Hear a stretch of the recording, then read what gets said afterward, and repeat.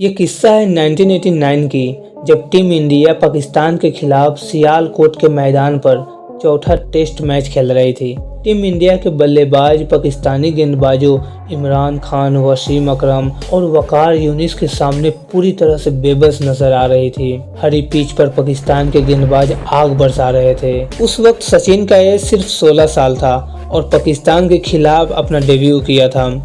Debut के match में कुछ खास कमाल नहीं कर पाए थे। सिर्फ 15 रन बनाकर यूनिस की गेंद पर वो क्लीन बोल्ड हो गए थे।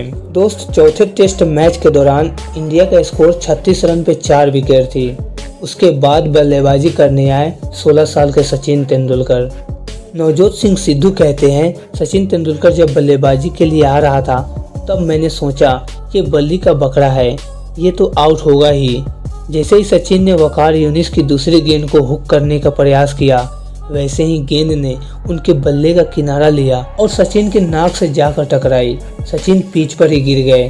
उनकी नाक से खून की धारा बह रही थी और वो काफी दर्द में थे। सिद्धू जी कहते हैं, एक पल के लिए मुझे लगा कि पता नहीं ये बचेगा भी या नहीं। फिर आगे कहते हैं, मैं नॉन स्ट्राइक पे जा रहा था और सोच रहा था कि अब हमारी टीम का क्या होगा। तब मुझे एक धीमी सी आवाज़ सुनाई दी। ये आवाज़ सचिन तेंदुलकर की थी। वो कह रहे थे, मैं खेलेगा, मैं खेलेगा।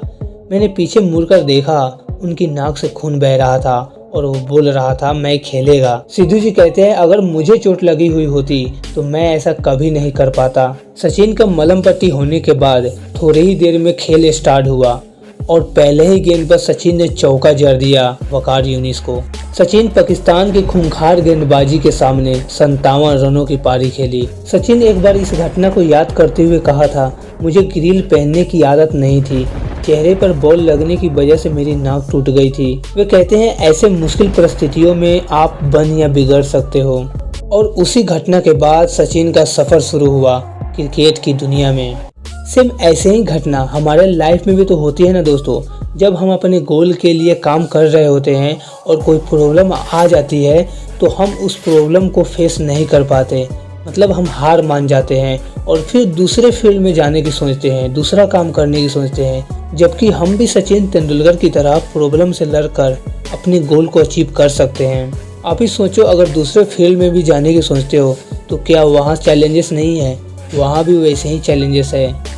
तो उम्मीद है दोस्तों ये वीडियो आपको ज़रूर पसंद आया होगा। ऐसे ही और भी इंटरेस्टिंग वीडियोस के लिए हमारे चैनल को सब्सक्राइब कीजिए।